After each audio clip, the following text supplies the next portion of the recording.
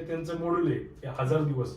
हा. बिझनेस मध्ये तुम्हाला 1 रुपया मिळू किंवा नाही मिळू किंवा तुमचा लॉस होऊ, पण तो बिझनेस तुम्ही मिनिमम 1000 दिवस चालवायचा. ज्यावेळेला तुम्ही 1000 दिवस बिझनेस चालवताय आणि 1000 दिवस पूर्ण होतात, त्याच्यानंतर तो बिझनेस तुम्हाला काय देतोय हे तुम्ही पाहिजे त्याच्यात. ओके.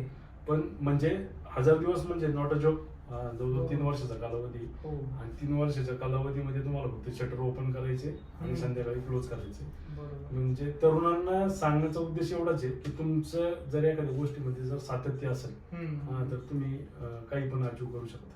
आणि भांडवल, नफा तोटा ह्या गोष्टी म्हणजे तुम्ही बिझनेस टाकल्याच्या नंतरच्या गोष्टी आहेत. पण स्टार्टिंगला तुम्ही म्हणजे हातात डेअरिंग असली पाहिजे. तुम्हाला जे काही करायचे त्याचं तुम्हाला उद्दिष्ट माहिती असलं पाहिजे, आणि मग त्याच्यानंतर तुम्ही पुढचे प्लॅनिंग करू शकता.